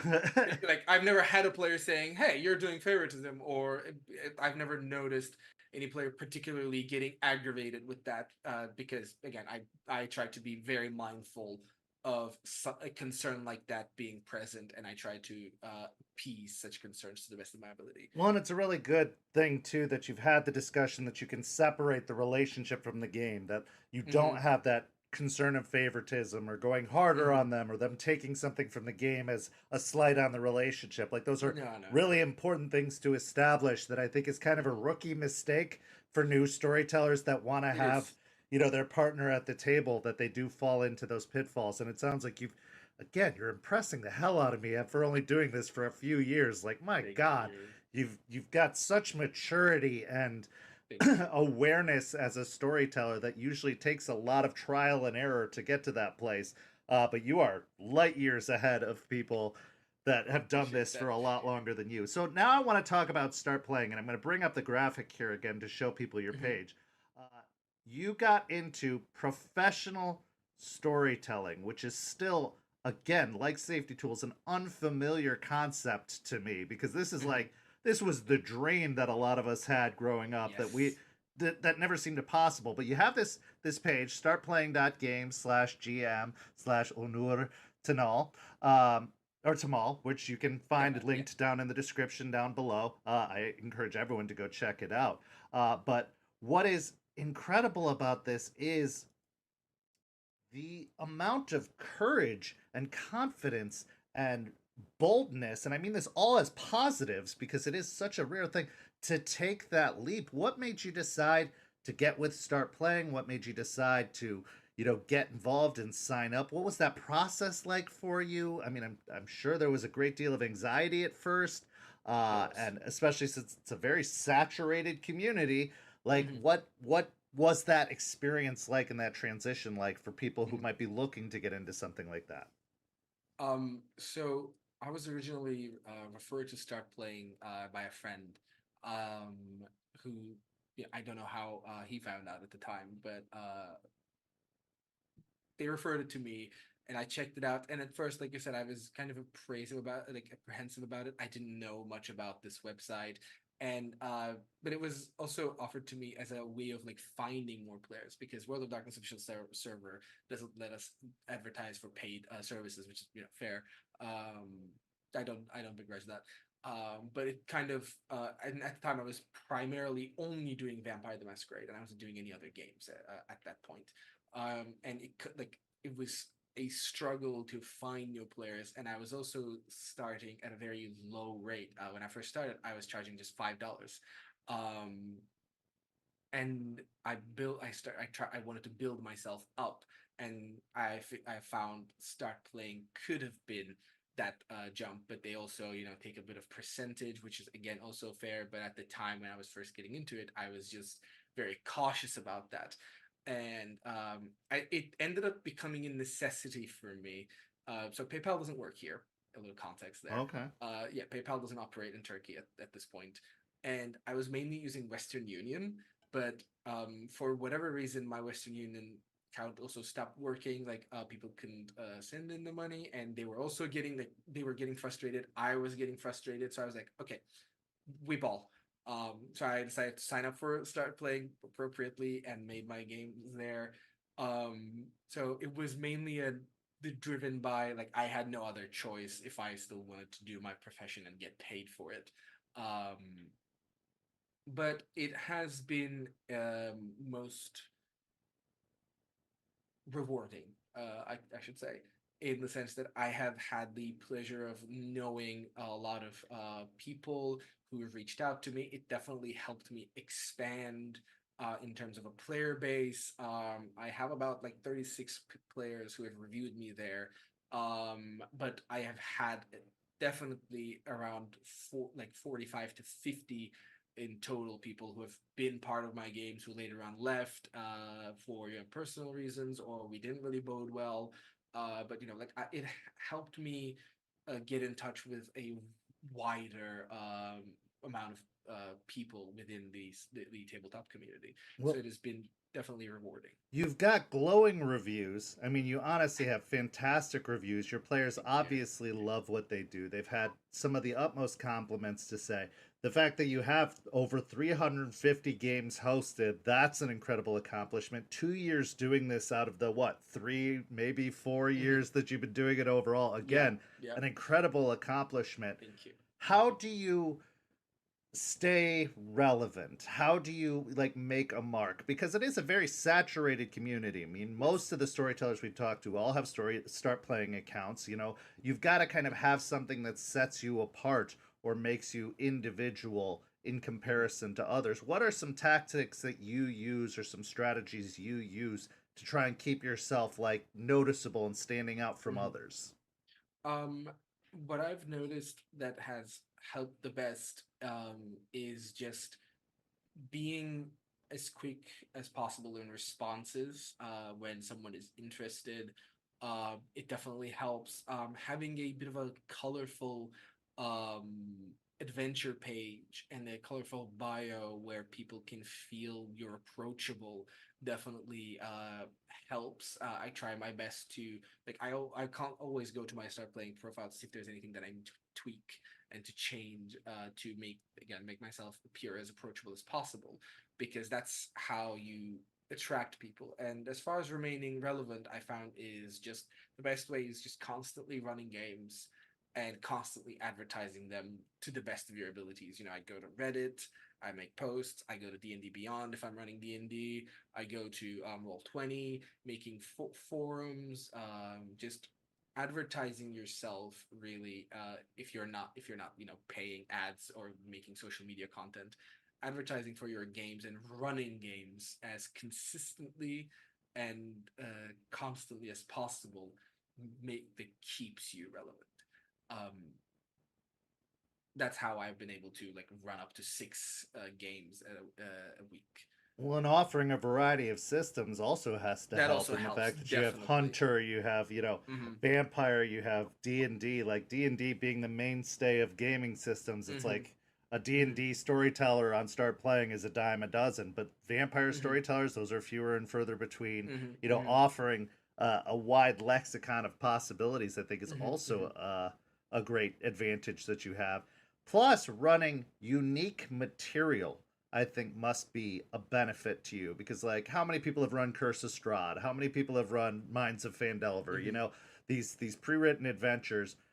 You could Hmm. play them 100 times in a day on one of these services, but you having something like Prague by Night, something that really stands out as like you're not going to find a lot of this game.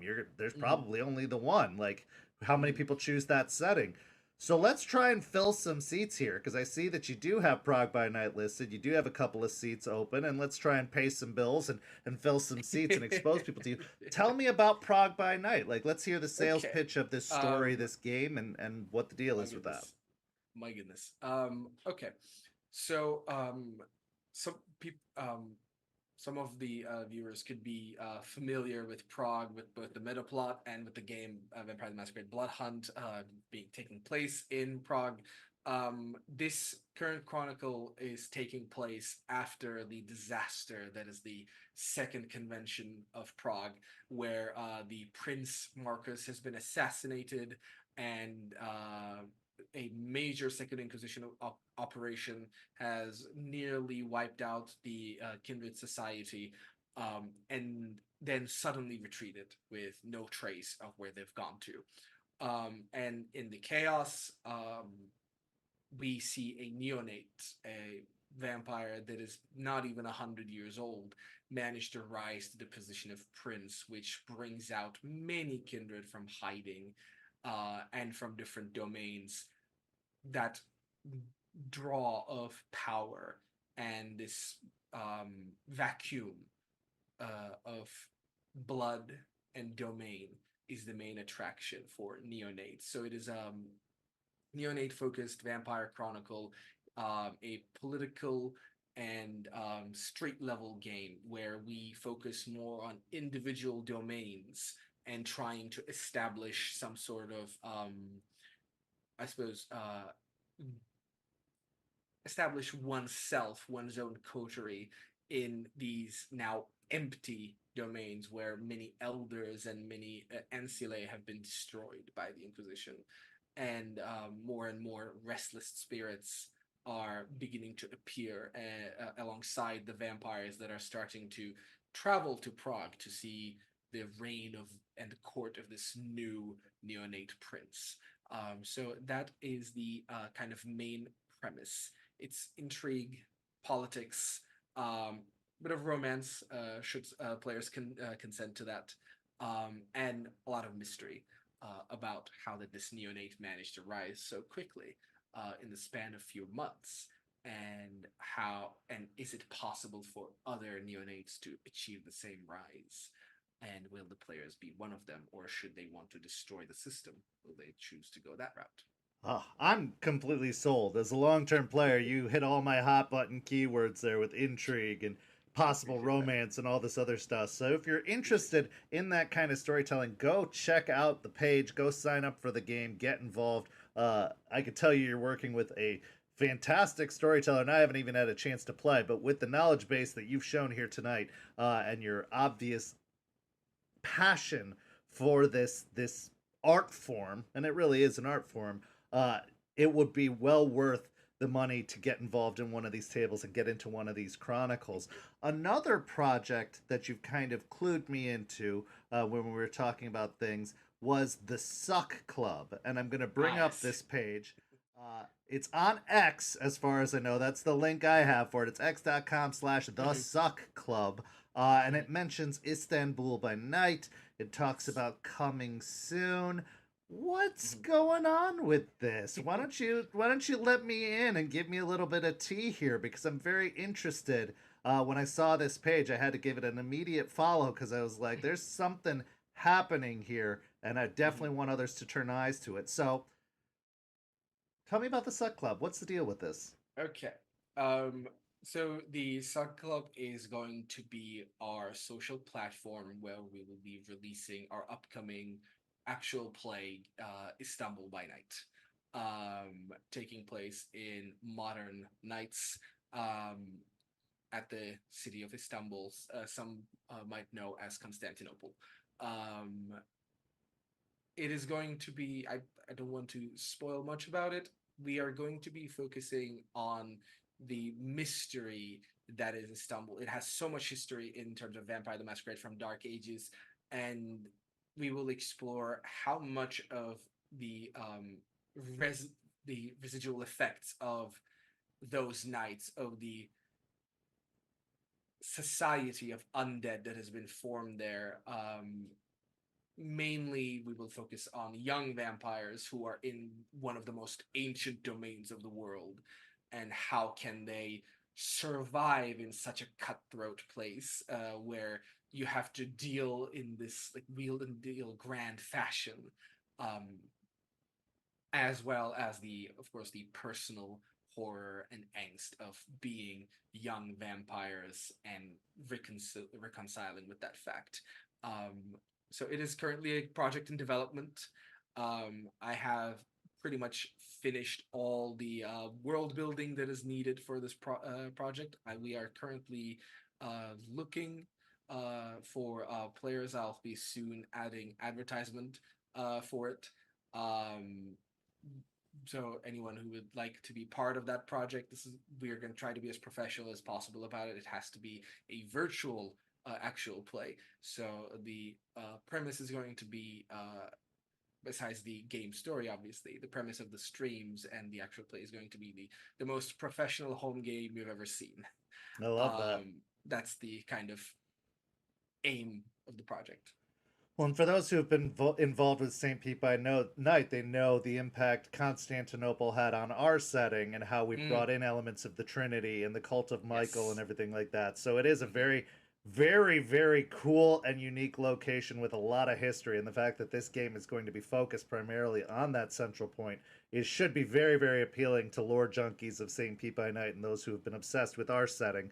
So I definitely encourage everyone to head over to X and give them a follow and stay up to date on the news of that. And who knows, maybe one of the amazing individuals of our community will end up on that game, especially when there's openings available, because I think that's such a cool opportunity. A lot of people wonder, how do they get into streams? How do they, join tables like that? That sounds like an opportunity you don't want to pass up. So go give a follow over there. So as we're getting to the end of the interview here, I want to ask some rapid fire kind of lightning round questions that the community always has. As this is a pre-tape, the people can't ask it live in the chat as this is happening. So we're going to do it based off of my memory of people's usual go-to questions. One, what's your favorite clan and Toreador. why? Toreador. Okay. Toreador, because mainly I feel closer to these tortured artists who get fascinated by the beautiful things around them. Secondly, Lestat de Lyoncourt. Absolute Toreador, without a question. He Undoubtedly. invented that clan. He invented the Toreador for sure. Exactly. What is a clan that you have always wanted to play as a player but haven't had the opportunity to? Obviously, as storytellers, we kind of inhabit every clan, but we never necessarily get to give them the full in-depth detail that we would as a player. What's a clan you've always wanted to play as a player? Got all of them. But if I have to pick one, I think it has to be Thin Blood. I like these new kids around the block who get these weird powers from basically doing drugs, and they're just mixing all these weird things into this alchemy. And I think because they're closest to humanity, I like that personal horror and angst that comes from that being so close to the sun but not being able to touch it. Yep. So I think definitely Thin Blood has to take the lead here. I always think Thin Bloods are also kind of vampire on hard mode because they have a lot more challenges, and I think that World of Darkness games in general are all about the challenges and leaning into as many of them as you can get. So I think that's a fantastic answer. Now, this is going to be controversial. What's the most overrated clan? I'm reluctant to say this because I see you have that tattoo. I do have the tattoo. Don't come after my Malkavians. How dare you? I love my Malkavians. I love my I love my tortured God, I forgot the word. Spiritual vampires. But I think Seers. The Seers, thank you. I think definitely some of the most overrated clans has to be the Malkavians and the La Sombra. I see them being very popular, and don't get me wrong, I also love the La Sombra. What is this Ventrue slander about La Sombra being the superior? I just disagree. La Sombra is Venture discount, but whatever. Well, it's um, interesting because mostly it's the opposite answer. I get a lot of people love I know, their Lasombra and love their I know. Malkavians and hate their Toreador. And so it's nice to hear that there are opposing views because I love them all equally. Like I mean, Malkavians can Same. always have my heart, but I do see where you're coming from. I do think that Malkavians are tricky to play and can be Mhm, played incorrectly. exactly. And same with Lasombra. Like I do see the comparisons to Ventru, and I do think it's two opposing viewpoints or approaches to kind Mhm, of a similar end goal. But I do exactly. think that I've seen Lasombra played badly, and I've seen them played very well. So Same. it's a much bigger spectrum. But yeah, the fact Hmm. that Toreador is your favorite is a unique viewpoint on this show that we've had so far. A lot of people give Toreador a lot of problems, but my prince in my city is a Toreador. I love me some Toreador, and Exactly. I totally get behind that. Now let's go over to to werewolf. What's your favorite Okay. werewolf tribe? As now you've had some werewolf experience. Oh, it's my favorite. God, hard question. Um, I really like Children of Gaia. It's also like the tribe like my partner was also really interested in. So we really got to like do in-depth research on it together. And I like them in terms of they seem to be closest to what the Garu was meant to be when they were as a concept of Mm-hmm. these keepers of balance of natural life before the whole Imperium happened, before werewolves lost their way. I think they're very cool, but I also really like Silverfangs. I have a thing about I also like Venture, as you might have told. So Yeah, I have a soft spot for these these characters who are like heavy as the head that wears the crown, that struggle that they tend to go through. I quite enjoy seeing those stories, but those have to be two of my favorites, and Gale Stalkers and because what? big Well, bad yeah, wolf. Gale Stalkers. You get the North Wind. You get the Exactly. You very get the big like bad wolf Arctic. experience. Yeah, absolutely. What about Pardon me. auspices? What auspices intrigue Ooh. you the most, or do you enjoy the most? So generally when I'm a player, I like playing social characters. Um, and that's mainly why I think I really like Galliard. I like these bards around the fire who go into their glabro form and do these snarls and howls that really rile up the other Garu, give them, inspire them, give them rage. They keep Having the that silver record. They tell the Exactly, stories. Like, oh, exactly. for sure, I mean, for sure. I don't think it's a surprise a storyteller liking storyteller concept is goes without saying. But yeah, that's definitely the main allspice that I'm most interested in. Followed by Theurge because I think werewolf is as much spiritual as it is about tearing people apart when they need to be killed. And I like that Theurges have that special connection with spirits and the mission of the Garu. And what about your D&D class? Your go-to D&D class? My basic if I say paladin. No, I think paladins are great. I I like the way they've evolved too. I like that it's agreed. not the cops of D&D Mm-hmm. anymore, that they Mm-hmm. have a lot more depth and Yeah. range to them than Yeah. they used to have. So, Definitely. yeah. Paladin is definitely my go-to. Followed by Wizard and Fighter. Okay. I like fighters a lot.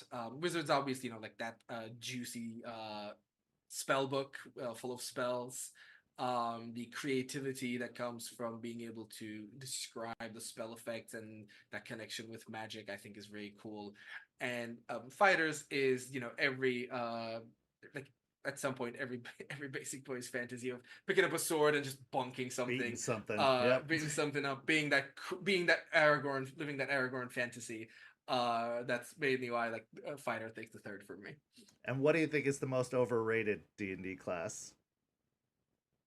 I don't think there is one. I'm not sure if I'm honest. Maybe Rogue. If,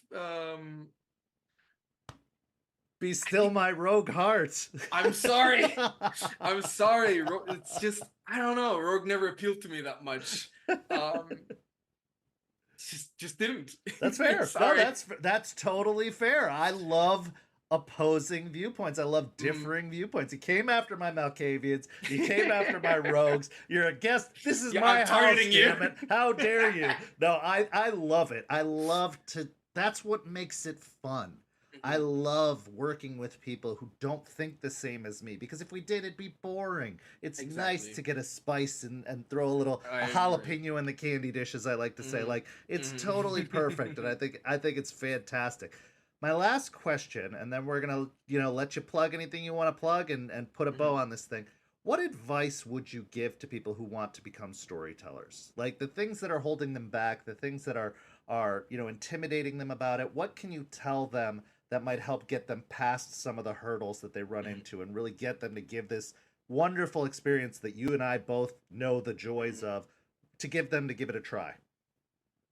Um, the advice I would give, I think, is something I kind of touched upon. The only thing really holding you back is you. And if you never take that first step, so long as you are surrounded by good people, if you're running a game for your friends, or if you decided that you want to run games for strangers, so long as you're sure that you have good, decent people around you, most of your worries and anxieties are really in your own head. And I recommend at least taking that first step to see if this is for you or not. And just, I guess, to quote from one of my favorite movies, it's just a leap of faith.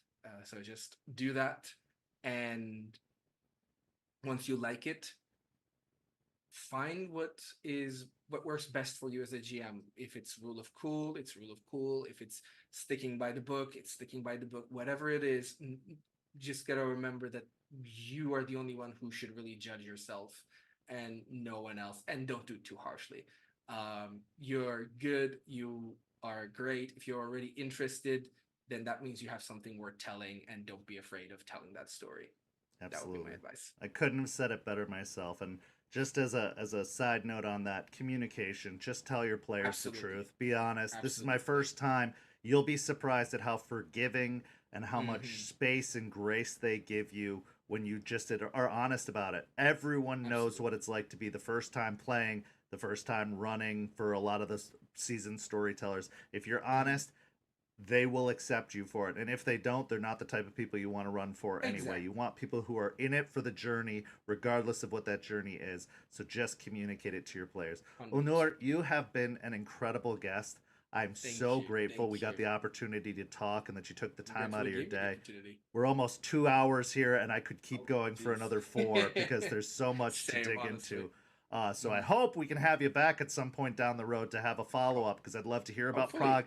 Maybe once Istanbul is off the ground, we can talk about that and promote that, because I'd love to. what a fantastic, fantastic interview this has been. A great conversation this Thank has you. been. I want to give you space now to promote anything you want to promote, whether it's a project you're working on or a friend's project. This is your chance to just go nuts and promote all the things. I mean, thank you. I mean, you've pretty much done all the promoting for me. Thank you again for all of that. And I guess I can only just repeat it. Please feel free to check out my Start Playing link, and the games that I have there. If you have any particular interest in a given setting or a um, game system, feel free to reach out to me to ask about it anytime. I am generally always active, always on my computer, and I will get back to you as fast as I can.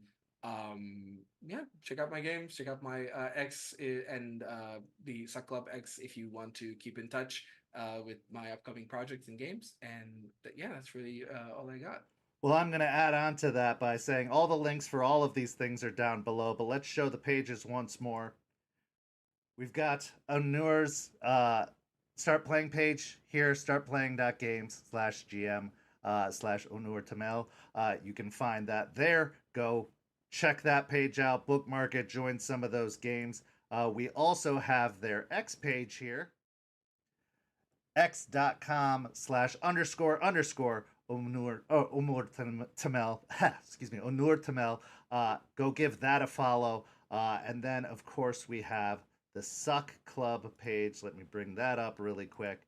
Uh, x.com/the Club for all the information on Istanbul by Night. Go give all these things a follow. Let's keep the community supporting one another so that we can all be doing this for a very, very long time to come.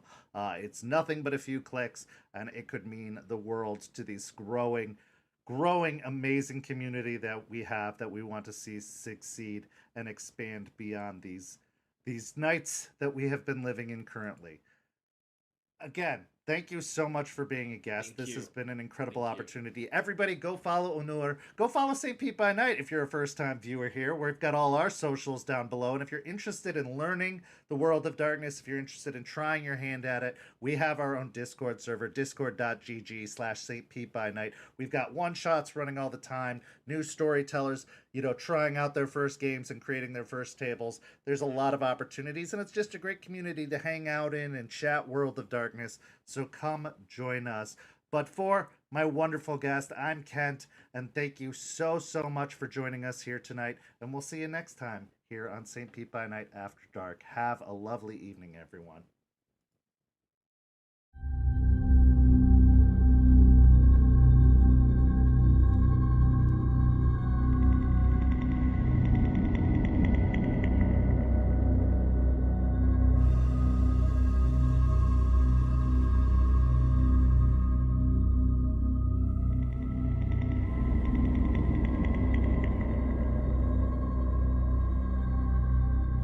This has been a St. Petersburg by Night production. After Dark is produced in agreement with the World of Darkness and Dark Pact.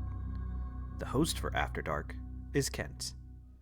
Visit our website at stpbynight.com for more information about all of our productions and how you can become part of our community. Thank you for listening. Until next time, fangs, stakes, and claws out.